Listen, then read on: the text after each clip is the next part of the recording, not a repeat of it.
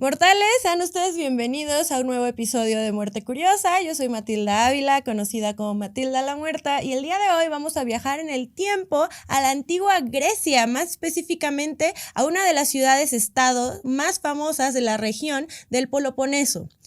Si es que no saben ya a cuál me refiero, es una ciudad la cual desde el año 650 a.C. adquirió su lugar en la historia como una de las sociedades más violentas y letales bélicamente hablando. Así es, hoy nos vamos a poner extra bélicos. Hoy hablaremos de nada más y nada menos que de Esparta, de la sociedad espartana, de la cultura de los espartanos y cómo se enfrentaban a la muerte, qué era la muerte en Esparta y cómo es que sostuvieron una relación tan estrecha durante toda la existencia de este tan famoso e infamoso pueblo.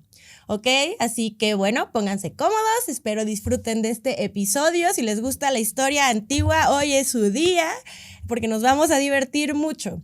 Así que bueno, vamos a darle.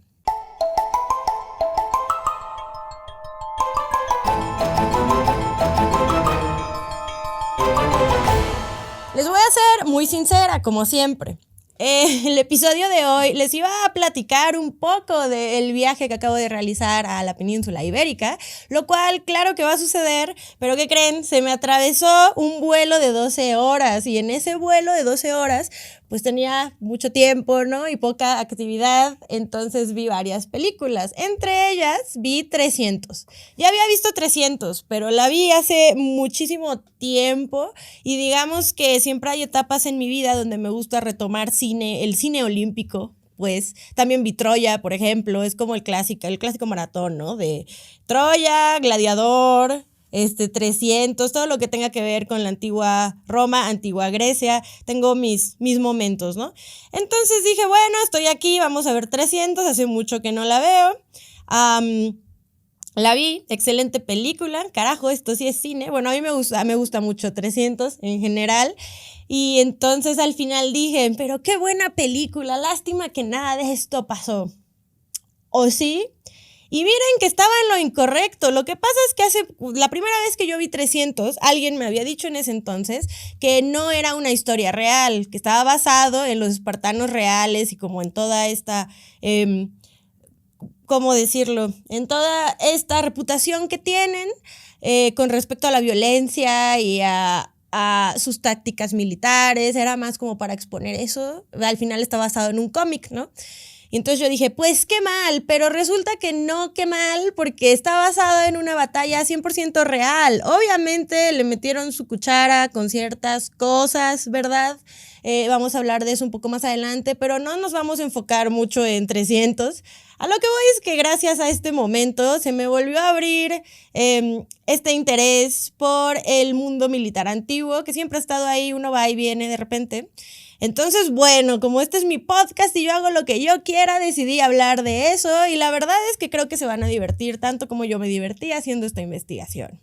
Muy bien, vamos a iniciar por qué Esparta tiene esta reputación y de dónde salió esta sociedad que es principalmente militarizada más que otra cosa.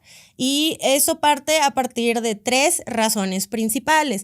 La primera es que Esparta, a diferencia de otras polis griegas, carecía de murallas. ¿Ok? No tenían grandes muros que los pudieran proteger, entonces a la hora de marcar sus fronteras y mantener todo en orden y acomodado en su territorio, pues dependían únicamente de sus soldados.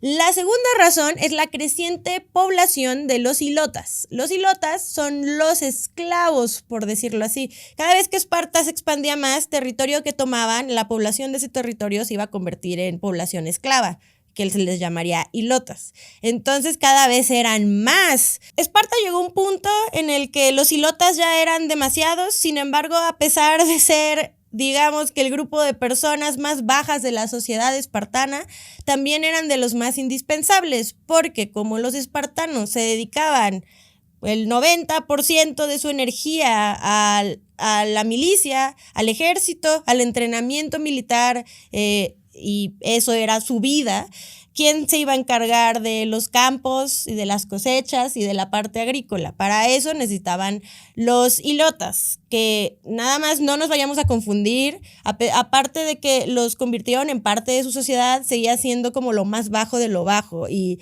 torturaban de manera física y psicológica a los ilotas brutalmente. O sea, aquí no vengo a echarle flores a los espartanos. Creo que los espartanos tienen rasgos muy interesantes, pero también al final era una sociedad muy brutal en general. Y con el tema de los esclavos, sí, toda Grecia tenía esclavos, todo el mundo en ese momento tenía esclavos, sobre todo cuando se trataba de los grandes imperios expandiéndose, pero no por eso hay que normalizarlo, digamos que en serio los trataban bastante mal. Entonces, la militarización de Esparta en parte también servía para mantener orden dentro de los ilotas, porque eran muchos y invirtieron mucho de su tiempo y su energía en prever que hubiera algún tipo de rebelión. De hecho, uno de los métodos de entrenamiento durante el agoge, ahorita vamos a hablar de qué es el agoge, porque obviamente tenemos que tocar ese tema, sería la cripteia, ¿ok? La cripteia consistía en enviar jóvenes espartanos en la noche, asesinar en el campo y terrorear y incendiar todo y matar a todos de la población ilota. Y aparte eran targeteados específicamente. Había ciertos, ¿cómo decirlo? Personas encubierto, eran espartanos, pero que se revolvían en la comunidad ilota para identificar a los esclavos que fueran más inteligentes, más carismáticos. Como ellos también servían como soldados, a veces los llevaban como carnes de cañón. También estaban algunos entrenados, entonces los que tuvieran más habilidades tanto físicas como mentales, los más inteligentes, los más bravos, eran los que avisaban a los niños, porque estos eran adolescentes. Los que participaban en la cripteia tenían como 18 años. Un niño inicia en el agoge, que ahorita vamos a ver qué es el agoge, a los 7 años, pero ya a los 18 es cuando te mandan a la cripteia, que es ir a matar esclavos como parte de tu entrenamiento y también para asesinar a los que podrían ser potenciales líderes de rebeliones de algún tipo, que es lo principal que queríamos evitar. Y finalmente, tal vez la más positiva razón, como les decía, son 3 razones principales, es la filosofía espartana, que se basa específicamente en el honor y la disciplina, pero a un nivel muy serio, no tan inspirador como suena.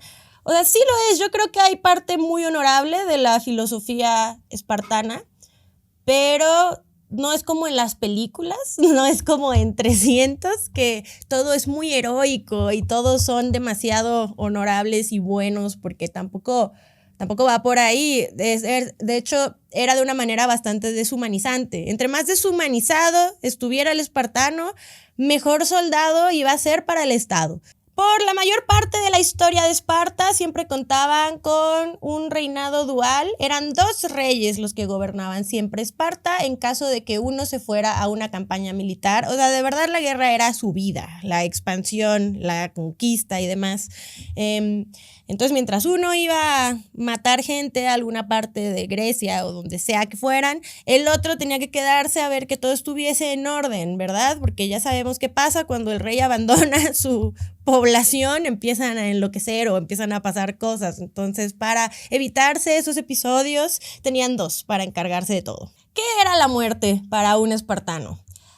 Realmente ellos sí tenían una visión de la muerte muy diferente, no solamente al mundo contemporáneo y a Occidente, sino al resto de Grecia también. Como aquí hemos hablado varias veces de varios dioses griegos, la cosmovisión griega de la muerte y del morir, y todo es muy poético y profundo y demás. Aquí es bastante sencillo y crudo, ya que la muerte no era ningún problema.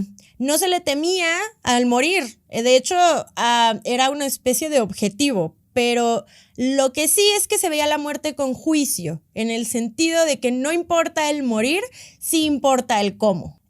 Ahorita vamos a hablar un poco sobre los ritos funerarios espartanos, a comparación de, no sé, los atenienses, otros griegos, pero solamente dos tipos de personas tendrían el honor de tener una tumba con una lápida y con su nombre inscrito. Porque a diferencia de muchísimos griegos, los espartanos no eran cremados, eran enterrados, pero solo 2 tipos de espartanos tenían el honor de una lápida con su nombre. Los demás, nada más hoyo en la tierra, ahí te vas, gracias. Por más, incluso si has muerto en batalla, que era el objetivo principal. O sea, tu goal como espartano desde tu infancia es morir en batalla. Ese es el honor máximo. Y varias veces se enterraban en la zona de guerra, en donde se llevó a cabo la batalla, ahí te van a enterrar. No había tanto show. Si eras una persona muy honorable que murió épicamente, te van a envolver en tu capa roja, que es como muy representativa de los espartanos, y ya como si fuera una especie de mortaja, y ahí quedó, gracias. Pero si fuiste un hombre que murió en batalla de una manera demasiado icónica y heroica, entonces ahí vas a merecer una lápida con tu nombre, es el máximo honor. Y también si eres una mujer que murió en el parto, porque también más adelante vamos a mencionar el papel de las mujeres en la sociedad espartana, que también era muy diferente al resto de las mujeres griegas en el resto de Grecia. Pero el parto era visto para los espartanos como otro tipo de batalla, cosa que yo considero que sí lo es y que tiene sentido. Entonces el morir dando a luz era bastante admirable, lo cual también era bastante común en el mundo antiguo en general. Entonces estas mujeres también eran dignas de una lápida con su nombre. La cultura espartana es una cultura que idealizaba el sacrificio, por eso el morir en batalla, el morir por el Estado, por Esparta, era así lo máximo, eras lo más cercano a Dios que tenían.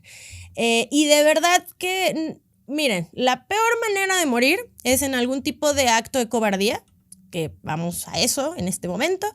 Pero también si mueres por vejez o causas naturales, también es bastante patético ante los ojos de la sociedad espartana. Es como, ok, tu vida no significó absolutamente nada, porque de verdad todo tu valor recaía en 2 cosas. Depende de si eras hombre o mujer. Si eras hombre, tu valor recaía en tus hazañas militares, en tu cómo te desenvuelves en batalla, en la calidad de guerrero que eres para el Estado. Aquí se trata de servir al Estado, que por cierto, como les decía, tenemos 2 reyes, pero todos eran aconsejados por un grupo de ancianos. Era bastante común eso también. Y ellos eran por los que tenías que morir esencialmente. Y como mujer, tu objetivo principal es... Tú sí tenías derecho a fortalecerte físicamente, sí podías trabajar tu cuerpo, sí podías, también era importante que tú dieras esta imagen, no solo de fertilidad, como es común en muchas culturas del momento, sino de fortaleza, porque eso significaría 2 cosas. La fertilidad más la fortaleza puede hablar de la supervivencia al parto. Digo, o sea, aunque tú seas una mujer, no sé, que vas al gym todo el día y eres súper fértil y demás, en el mundo antiguo nada te salva de las complicaciones que puede significar un parto, pero como ya dijimos, morir en el parto, 10 de 10, excelente aportación al mundo.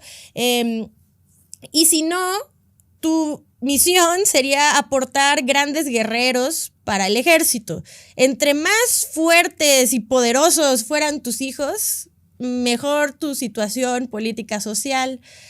Como mujer, no es nada más tener hijos. A diferencia del resto del mundo, no es nada más tener hijos y herederos varones y estas cosas que hemos hablado infinitas veces, sino el aportar hijos fuertes, no hay uno que no sirva para nada y que no pueda levantar una piedra. Eso no nos funciona. Y de hecho, en caso de tener uno de esos, puede que ni siquiera vivan lo suficiente. Cuando un niño nacía, un grupo de 28 ancianos conocidos como la Gerusia decidiría qué onda con este bebé. O sea, literalmente recién nacido, de que han pasado 10 minutos y tenemos que ver qué onda. Aquí me quiero corregir a mí misma, porque la verdad no recuerdo exactamente en qué episodio de Muerte Curiosa yo mencioné algo de los pelirrojos y de los espartanos.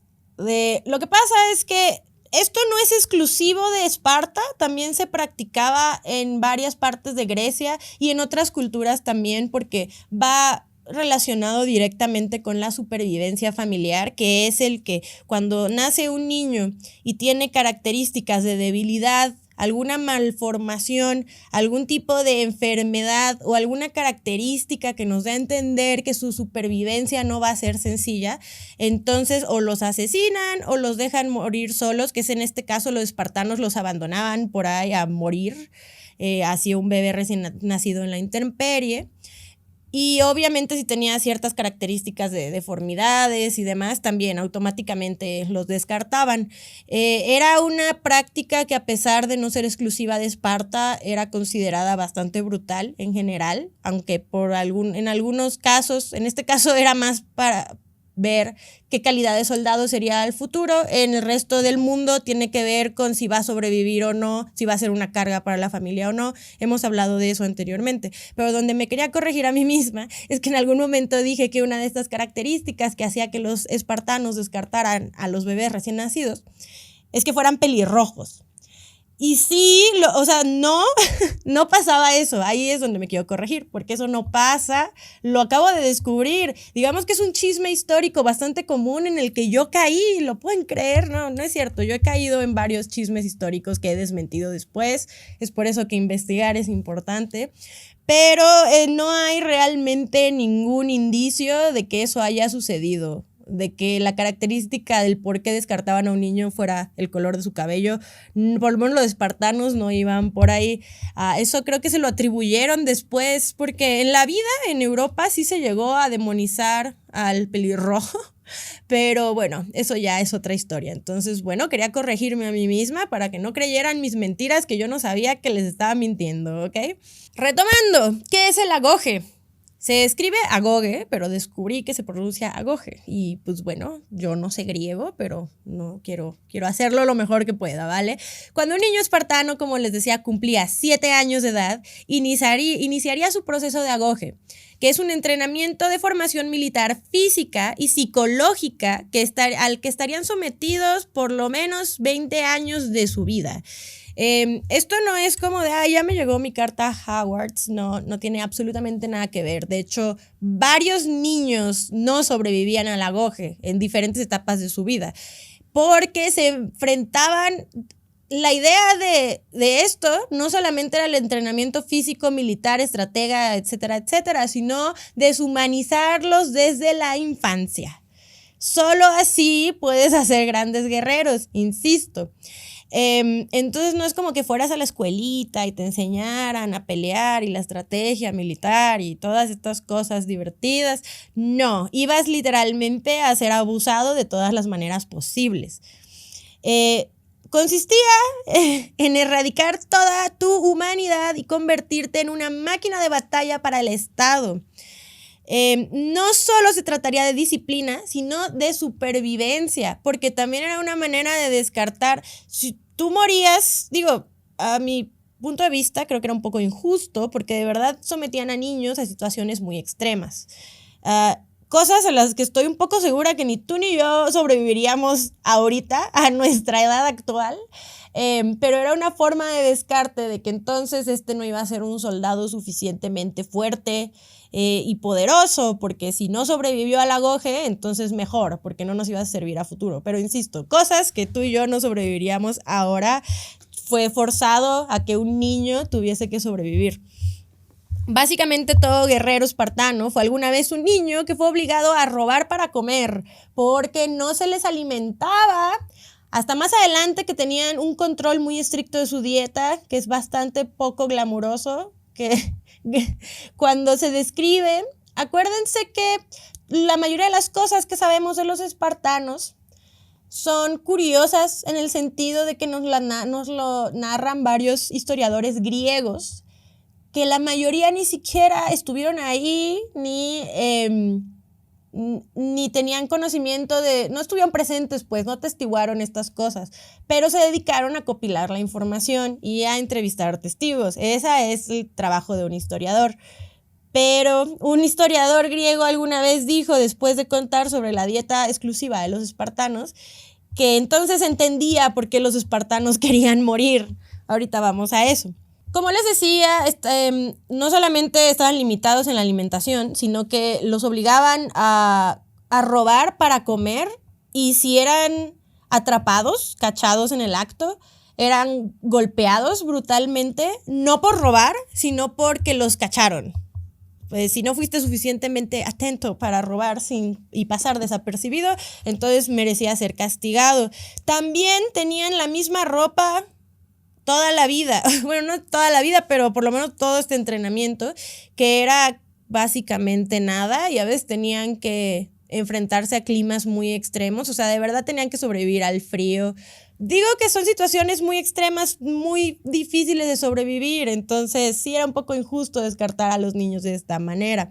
Otra cosa que en la antigua Grecia estaba bastante normalizada, lo cual eso no significa que esté bien, y esto lo sabemos, esto obviamente no te lo van a decir en 300 tampoco, ¿verdad? Pero la sociedad espartana, como ya sabrán, los griegos no tenían un concepto de la homosexualidad, simplemente era todos contra todos y ya, lo cual creo que estaba bien, porque al final, pues X, que todos hagan lo que quieran. Pero donde ya no está tan padre es que el abuso infantil también era bastante, ni siquiera era considerado abuso infantil, era lo normal. Entonces en el agoge era bastante común que los niños se involucraran en relaciones, ya saben de qué tipo, con sus maestros, que eran pues señores muchísimo más adultos. Y esto ahorita lo veremos con mucha repugnancia, porque es repugnante, pero en la antigua Grecia era como, ok, lo normal. Eso no quita que esto haya traumatizado a los niños de múltiples maneras, ¿verdad? Supuestamente cualquier demostración de debilidad, como el llorar, el pedir que se detuvieran a las golpizas o cualquier tipo de demostración de humanidad y sensibilidad, se respondería con más maltrato físico.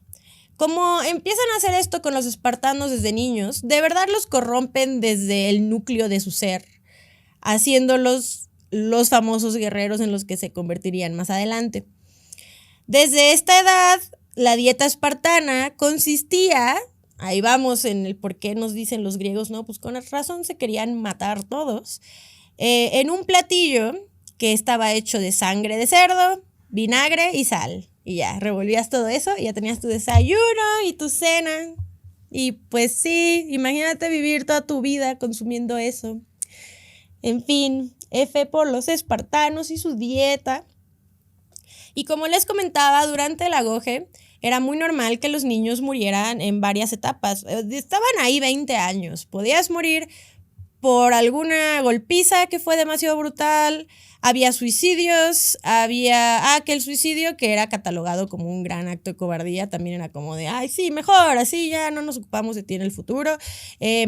Enfermedades, les digo que se enfrentaban a una dieta bastante extraña, a situaciones climáticas bastante difíciles también. Bueno, entonces sí, ya gran parte de estos niños no sobrevivían, pero era un proceso que no te podías saltar siendo un niño espartano, era parte de lo que tenías que vivir y de tu sociedad. Regresando al tema de las mujeres espartanas, como les decía, a diferencia de otras mujeres del mundo antiguo, ellas tenían un poco más de derechos, o sea, esto no les quitan otro tipo de desventajas, ¿no? Como ya decíamos, su objetivo era tener hijos fuertes y parir y ser muy fuertes ellas también para sobrevivir al parto, porque también es una batalla. Y sí, todo muy padre, pero cuando ves a la mujer como una máquina de hijos, pues en general, pues no suscribo, ¿verdad? Y también ellas siempre estaban casadas a través del matrimonio arreglado, lo cual tampoco es raro en esta época ni en esta geografía del mundo. Y también se practicaba esto del rapto ritual, ya saben, donde el hombre que se va a casar con esta mujer la tiene que raptar y básicamente tiene que hacerle cosas muy horribles para formalizar el matrimonio. Pero por un lado, las mujeres ya sabían que así era, ya se lo esperaban. Nada justifica nada, el mundo antiguo era muy extraño. Yo no me hubiera suscrito a nada de estas actividades, pero así era y pues no podemos hacer mucho ahora, ¿verdad?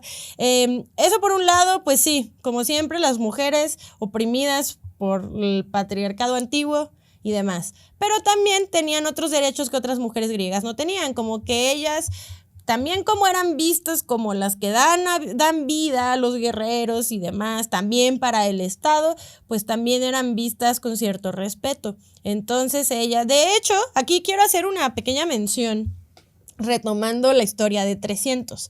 La esposa de Leónidas se llama Gorgo. Y ella era una mujer muy icónica en la historia de Esparta porque ella era muy inteligente y era muy inteligente muy joven. De hecho, cuando ella se casa con Leónidas, ella tiene como 10 años, algo así, de 10 a 12, algo así, y Leónidas tiene como 50. ¿Ok? Entonces, para que nos demos también una idea de cómo estaba la situación. Pero ella, a sus 11 años de edad, daba unos consejos maravillosos. Era una mujer muy inteligente,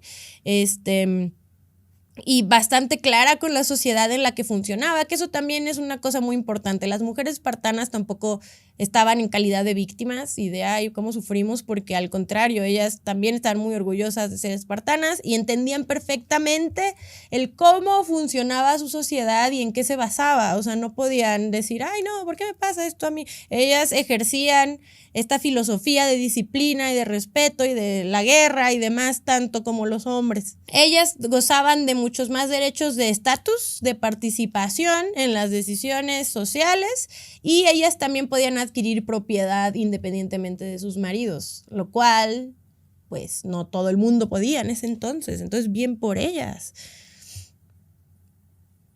Regresando a el morir.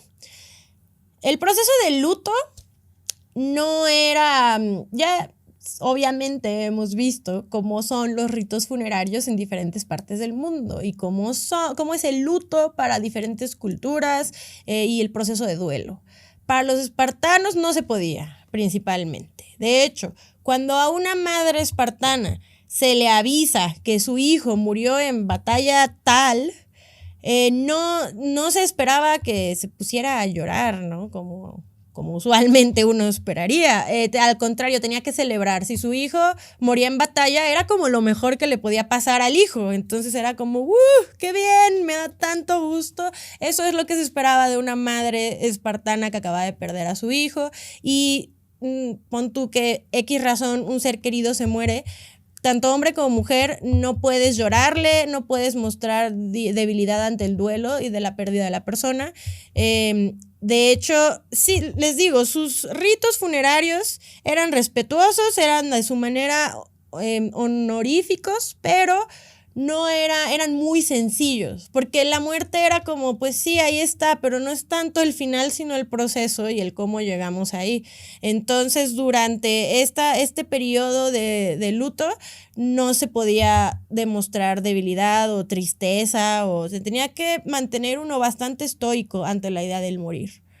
De hecho, las mujeres espartanas de verdad tenían un chip muy diferente al resto de Grecia. ¿Recuerdan a Plutarco? Hemos hablado de Plutarco en varias ocasiones.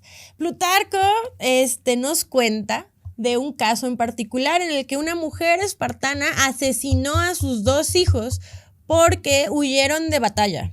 Digamos que escaparon de la guerra, lo cual es como el mayor acto. Yo en general creo que sí es bastante cobarde huir de batalla, pero a ver, yo nunca he estado, no sé, ahí en un campo de batalla enfrente a un ejército de 3 millones de persas, ¿verdad? Entonces, pues no sé, quizás yo también saldría corriendo, pero era el peor escenario en el que uno se podría mantener.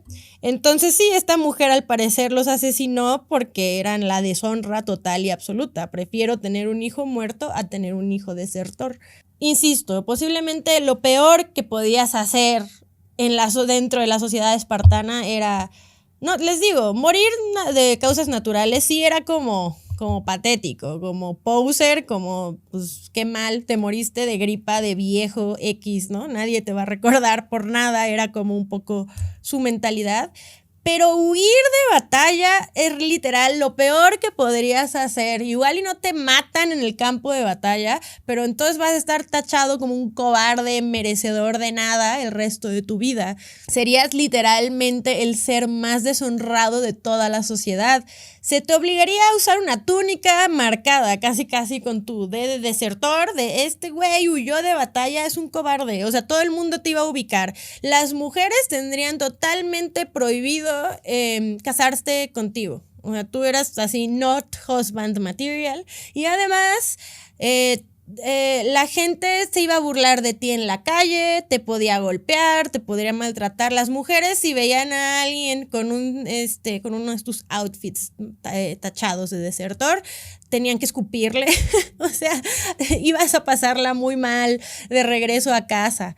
Entonces, en varios aspectos, el espartano va a preferir la muerte a la cobardía. Y gran parte de los desertores, de cualquier manera, como no pueden reintegrarse a la sociedad y al contrario iban a ser vistos como lo peor que existía en el mundo, la mayoría terminaban suicidándose. Entonces, pues al final regresábamos a lo mismo. Por el otro lado, morir en batalla era como el honor más alto a el que podrías llegar, y es la muerte al que todo hombre espartano aspiraba. Como les comentaba, mientras el resto de los griegos, principalmente los atenienses, cuando alguien moría, sobre todo militarmente hablando, heroicamente de alguna manera, había toda una procesión pública, funeral y ritos públicos, honores para los muertos militares, y había varios ritos muy elaborados. Aquí no, aquí es como, bueno, gracias por tu participación, te podían, les digo, envolver en tu capa roja y ahí te dejaban y ya bye. Insisto, ellos sí se mantenían muy serios. No querían hacer tanto show alrededor de la muerte, porque digamos que toda su vida como que giraba en torno a eso. O sea, morir en batalla era el logro. Entonces ya tu cadáver es como así, bueno, gracias por participar. Eran muy estoicos con respecto al morir y no eran como el resto de los griegos, que sí rendían honores funerarios mucho más estridentes, por decirlo así. Los espartanos no hacían tanto circo a sus muertos y a sus ritos porque realmente veían a la muerte como algo funcional y necesario. No van a celebrar o extra hacer rituales por algo que es totalmente normal, necesario y a lo que uno tiene que llegar. De verdad está normalizado a un nivel. E insisto que es una sociedad que estaban todos muy deshumanizados desde el inicio. Entonces sí, no era como que la gran cosa. Y ahora sí, la verdad es que sí quiero hacer una mención sobre ¿en qué está basado 300? Vamos a hablar un poco de la verdadera historia de los 300 espartanos que murieron de la manera en que murieron, porque sí, la quiero incluir aquí porque básicamente todos terminan muertos y esta muerte fue muy simbólica para la supervivencia del mundo occidental ante los persas, que realmente estaban siendo un imperio indestructible, un poco a base de ser una tiranía horrible, y la mayoría de su ejército gigante e interminable eran personas que estaban obligadas a luchar para hacerse, no porque quisieran o se sintieran muy inspirados. 300, la película, el cómic, pues, está basado en la batalla de las Termópilas del año 480 a.C. Fue una batalla de 7 días entre la alianza de varias ciudades griegas y el imperio persa gobernado por Xerxes I. Así es, Xerxes también es un bro que existió de verdad, solamente que no era un pelón gigante con el microblading de tu tía, era una persona, era un persa promedio. Bueno, no promedio, porque era muy poderoso. Pero sí, o sea, digamos que es el tipo de cosas que se le agregó en la ficción, no era Sí existía en la antigua Persia el concepto de el rey dios, porque siempre ha existido eso, hasta para los egipcios, ¿no? El rey siempre ha tenido una conexión especial con los dioses o con Dios. Entonces eso no es raro. Esta idea de que él fuera un rey dios, sí, pero no de manera literal como en las películas. El imperio persa de verdad casi termina por completo con los griegos. El rumbo de la historia hubiera sido muy diferente si eso hubiera sucedido, porque en serio estaban arrasando con todos. Y como les digo, entre más personas se unieran a Xerxes, al imperio persa, que todo esto empezó con su padre Darío, bueno, Darius, pues más personas estaban de su lado obligadamente. De hecho, era una guerra, y es interesante porque a los persas no les interesaba la diferencia religiosa. O sea, no les importaba que aunque tú ya fueras parte de su imperio, siguieras practicando tus cosas raras que ellos no creyeran, porque ellos también tenían su propia cosmovisión muy interesante, por cierto. Mientras les siguieras rindiendo tributo y trabajando para ellos, sí o sí, les vale qué hagas con tu vida. Pero seguía siendo propiedad de los persas. No tenías una libertad independiente. Al final todos eran esclavos de alguna manera. Entonces era una tiranía muy grande la de Xerxes I. La batalla de las Termópilas se llevó a cabo, obviamente, en las montañas de las Termópilas, pero en un camino estrecho entre las montañas y el mar. Y eso fue muy importante porque realmente el ejército griego eran 3 personas contra millones de persas. Literal, era una misión suicida. Es por eso que es catalogada como una muy heroica. Pero el hecho de que estuviera en un lugar tan estrecho fue lo que hizo que, a pesar de su desventaja en cantidad de soldados, no fuera un problema al inicio, porque la verdad es que sí le dieron en su madre a los persas al principio. Obviamente no iban a estar así para siempre, pero vamos a hablar de números para ver de cuánta gente estamos hablando. En realidad los griegos no eran 300 güeyes como en la película, sí, pero no, porque sí eran 300 espartanos, pero los griegos contaban con un total de 7,000 soldados. Que tú dirás, bueno, es mucha gente. Ahorita vamos a ver con cuántos persas contábamos. Entre los 7,000 soldados griegos teníamos 300 hoplitas espartanos, 700 tespios, 400 tébanos, 1,000 focios y 4,000 hombres de distintas partes de Grecia que venían de manera independiente, así de yo también me quiero sumar a la causa. Entonces, bueno, eso estuvo bien, pero Xerxes contaba con un aproximado de 300,000 hombres. Entonces teníamos a 7,000 soldados griegos contra 300,000 hombres. Insisto que en la guerra, cuando todavía existía la guerra honorable, no sé si, bueno, eso ya es un terreno filosófico complicado, ¿verdad? Pero siento que el factor psicológico siempre ha importado mucho. Y cuando digo guerra honorable, no sé si la guerra alguna vez lo ha sido, pero por lo menos la guerra moderna no lo ha sido para nada. Todo esto es ridículo, insisto. Aquí teníamos a Leónidas en persona partiéndose su madre con su gente, no en su casa recibiendo noticias de cuántos muertos tiene. Entonces, bueno, sí, para reflexionar. Pero bueno, ese es un tema filosófico para otro momento.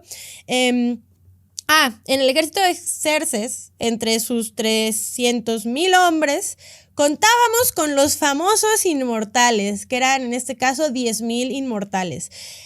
Si vieron la película, los inmortales eran como una especie de gremlins raros, eran como unos monstrillos ahí, digo, si no la has visto, o sea, no importa, no necesitas ese contexto, pero y te los ponen así como unos seres sobrenaturales. Los inmortales sí existieron, pero no eran estos seres sobrenaturales. Lo que pasa es que eran los más tops de la infantería pesada de los persas, o sea, tenían un entrenamiento así súper top tier. ¿Y por qué les decían los inmortales? Porque contaban como con eran soldados que parecían no terminar nunca, porque mandaban filas primero y en cuanto uno se moría mandaban a otro. O sea, tenían su reemplazo inmediato. Por eso parecía que no se acababan y que no morían nunca, porque en cuanto matabas a uno volvía a aparecer otro y así consecutivamente. Y eran varios y tenían así habilidades de Power Rangers súper poderosas. Entonces sí existieron y sí fueron guerreros muy legendarios y todo muy padre, pero en la batalla de las Termopilas, con todo y su súper reputación de inmortales, invencibles, fallaron. Y es por eso que, a ver, insisto, sí, todos desde un inicio sabían que 7,000 hombres griegos no iban a poder con un ejército de 30,000 persas. Y aparte no nada más había persas, había egipcios, había todo lo que abarcaba o sea, todos los que peleaban para Xerxes, que abarcaban parte del imperio persa en ese momento. Entonces era de verdad un montonal de gente y era solamente 7,000 brothers, ¿sabes? Desde un inicio se sabía que tenían la desventaja. La ventaja que tenían era quizás la terrenal. Por el camino estrecho no iba a permitir que entrara todo el ejército de Xerxes de la manera más óptima, pues, para atacar y terminar con ellos en el primer día.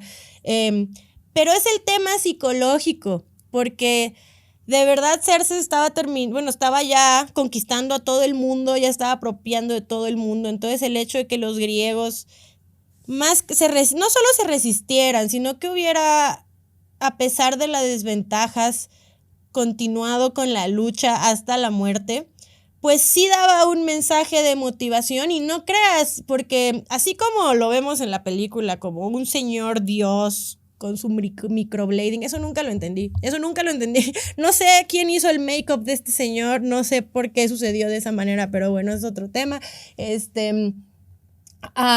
también se frustró mucho durante esta batalla, sobre todo cuando terminaron con los inmortales. Fue como, no puede ser.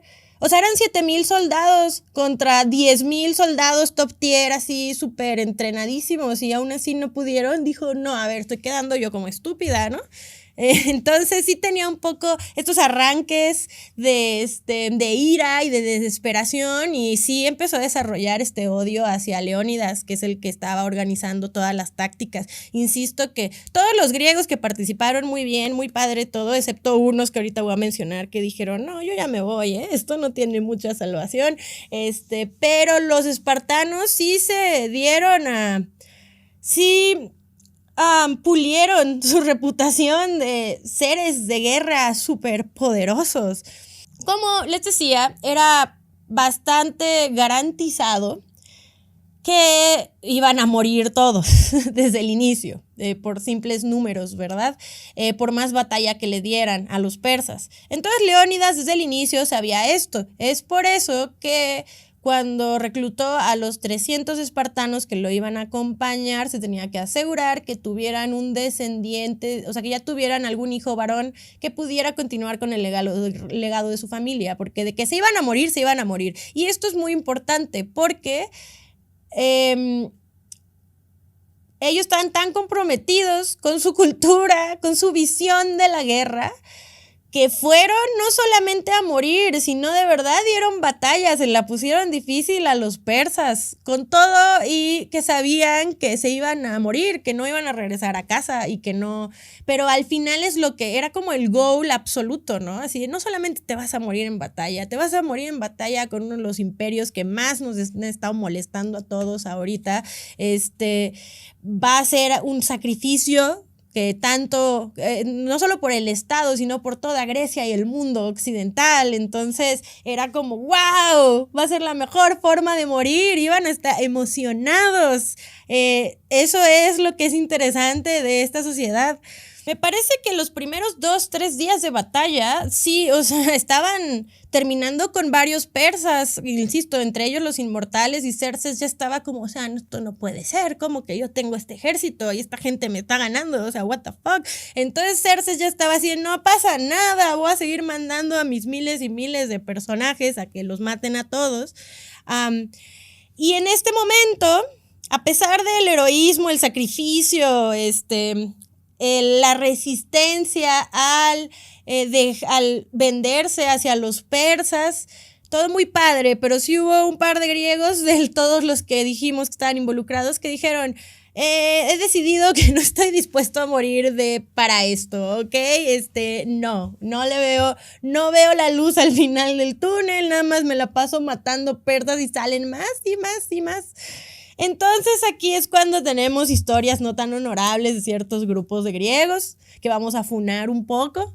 El principal historiador de esta batalla es nada más y nada menos que nuestro amigo Herodoto, todo muy padre con Herodoto, solo que, como les comentaba, él no estuvo aquí, no estuvo presente escribiéndonos con detalle todo lo que iba sucediendo, porque de hecho cuando esta batalla estaba tomando lugar, Herodoto era un niño, creo que ni enterado estaba de qué estaba sucediendo, pero luego creció y dijo, wow, qué increíble, así como yo cuando terminé de ver la película y descubrí que era una historia real y dije, hora de hacer un episodio de Muerte Curiosa, pues Herodoto dijo, hora de registrar la historia de estos brothers porque qué cool.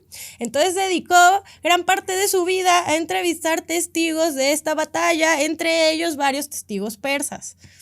Herodoto nos cuenta que llegó un punto en el que se le dijo a los espartanos, a ver, soy muy honesta, esto también pasa en la película, y yo dije, ay, bueno, clásica película de acción, ¿no? Con frases épicas, ¿no? Por personajes épicos, pero se supone que esto sí sucedió. Ojalá sí, ya saben que yo siempre elijo creer en estos momentos tan épicos de la historia, quizás jamás sucedieron, pero nunca lo vamos a saber, entonces vamos a elegir creer la parte divertida. Se supone que a los espartanos se les dijo que eran tantos arqueros persas que las flechas iban a tapar el sol, iban a ser tantas que iban a tapar por completo el sol. Entonces aquí es cuando llega, esto nos lo cuenta, les digo, Heródoto, que no estuvo ahí, pero no importa, le vamos a creer. Un soldado espartano que recordamos como Diéneques se llamaba mi compa, respondería, ok, entonces pelearemos bajo la sombra. O sea que aunque nos tape el sol, la cantidad de flechas que nos van a matar a todos, no importa. Mientras llegan a nosotros, vamos a seguir peleando en la sombra de las flechas. Y tú dices, wow, por eso yo elijo creer que esto sí sucedió. Y que no estaban así, de que orinándose del miedo, de que los iban a flechar en cada parte de su cuerpo que tenían. La mayoría de los griegos desertaron. Dijeron, ya, suficiente, bye. Excepto los 300 espartanos y los 700 tespios.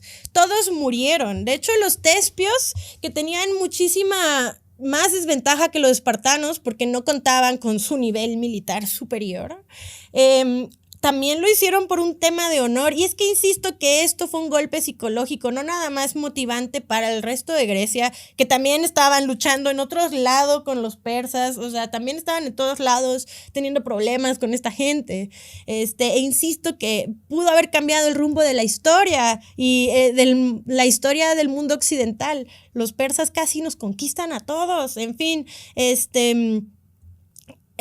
también era un golpe psicológico para los persas, porque no es nada más como de, bueno, ya los matamos a todos porque teníamos la ventaja y se sabía, sino de el cómo se aferraron y cómo sabiendo que iban a morir se siguieron aferrando a la batalla.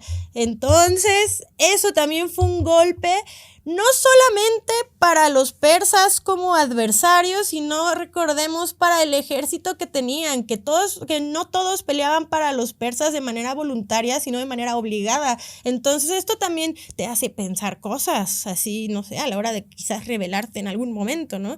Y eso también es un sentimiento que los persas no quieren tener en sus filas, que alguien empiece a pensar fuera de la caja y voltearse de bando, ¿no? Entonces, todo esto tuvo un impacto importante, aunque a grandes rasgos pareciera un gran fracaso militar y un gran fracaso porque todos murieron. Y los tespios también sacrificaron de una manera muy honorable a 700 de sus soldados, y ellos no tienen su propia película, pero creo que también hay que recordarlos porque pues gracias, ¿no? Estuvo cool. Y los tébanos fueron obligados a quedarse. Ellos no se quedaron porque dijeran, sí, yo también quiero un sacrificio honorable, ¿no? Fue como porque si no los iban a matar, si desertaban los iban a matar, que al final terminó en lo mismo, porque al final la mayoría de los tébanos se rindieron y murieron ejecutados como prisioneros de guerra. Entonces no tenías mucha más opción que morir, y si vas a morir, a ver, tienes 3 opciones: ser ejecutado como prisionero de guerra, ser asesinado por desertor, o morir en batalla heroicamente. Pues no sé, mejor elige la parte cool, ¿no? No sé, insisto, yo nunca he estado en su posición, quizás yo tampoco elegiría eso, tal vez yo correría, me lanzaría al mar o no sé, pero bueno, tuvieron sus opciones y ellos tomaron sus decisiones. Estos días de batalla fueron tan brutales que varios otros historiadores que tampoco estuvieron ahí, pero que nos cuentan cosas, no importa, aunque no estuvieran ahí, sin ellos no sabríamos nada de esto, y la verdad es que uno disfruta de saber que estas cosas pasaron o creer que estas cosas pasaron. Se cuenta que los cadáveres eran tantos en estos días de batalla, que fueron relativamente pocos, que se apilaron a un nivel que hacían una muralla literal de cuerpos, que tanto los soldados persas como los griegos constantemente se resbalaban en sangre, y que básicamente era todo una demostración de muerte abismal y de sufrimiento y de cadáveres y de olor a muerte. Y a pesar de ser un gran fracaso, esta batalla, como les digo, fue un gran éxito psicológico. Los persas casi acaban con los griegos. Obviamente esto no es de un día para el otro. Pasan muchas cosas intermedias entre esta batalla y la guerra en Platea, donde finalmente los griegos vencerían a los persas. O sea, no es tan sencillo como de, bueno, ya luego ganaron y fueron felices. Pasaron muchísimas cosas en medio, hubo muchas derrotas, y también hubo muchos momentos heroicos también, pero el final feliz es que ganaron los griegos contra los persas, entonces no conquistaron el mundo. Y bueno, pues es una historia triste para los persas, yo supongo. En fin, espero hayan disfrutado de este episodio bélico de la historia antigua. La verdad es que a mí me apasionan mucho estos temas. No me considero una experta, pero entre más aprendo, más me emocionan. Insisto, tampoco era mi intención echarle flores a los espartanos, porque pues tenían también, como todo el mundo, características bastante oscuras, como todos en el mundo antiguo. Realmente era una sociedad muy diferente a la que vivimos tú y yo actualmente, pero eso no nos impide disfrutar de estas historias y de, no sé, a mí esta necesidad por morir de los espartanos y esta relación tan cercana que tenían con la muerte y con el proceso me pareció pues muy true, muy interesante. Y digo, aunque viene de un lugar muy oscuro, porque básicamente viene desde el abuso y el maltrato infantil, ¿verdad? Todo tiene su lado oscuro de la moneda. Me divirtió muchísimo averiguar la historia real detrás de esta historia, y cómo, a pesar de que obviamente le metieron fantasía y cosas así, intentaron apegarse a algo que sí sucedió, y eso a mí me agarró en curva. Honestamente yo no sabía, me dio gusto averiguar que sí fue así. En fin, ya saben, si nos pueden regalar una suscripción en nuestro canal de YouTube, lo agradecería enormemente, aunque nos escuches por plataformas digitales.